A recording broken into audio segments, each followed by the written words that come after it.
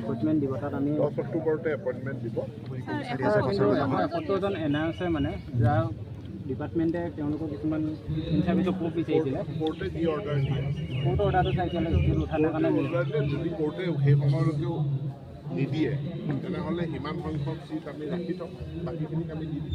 Sir তেওঁলোকক হল কৰি পেলাই আমাক দিয়াৰ হল কৰি হ'লেও আমাৰ 10 অক্টোবৰ আমি ছাৰ তেওঁলোকক হল কৰি হ'লেও আমি দিম, কিন্তু 10 অক্টোবৰত হ'ব। 10 অক্টোবৰৰ আগত আমি এপইণ্টমেণ্ট দিয়াৰ 4-5 দিন আগত। ছাৰ 4,500 ভেৰিফিকেশ্যন কেতিয়া হ'ব?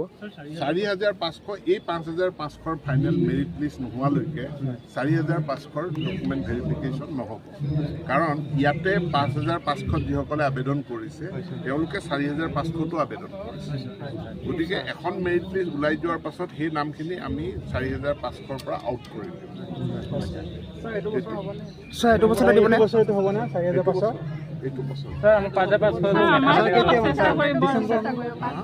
5,500 যিটো মানে বাধা ৰাখি থৈছে দিবলৈ দিয়া নাই হ'লেও মানে কোৰ্টৰ পৰা মই ক'লো হ'ব সেইটোৱে কৰিম।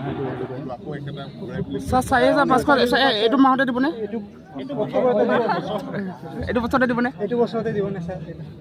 আমাৰ চৰকাৰৰ দিনত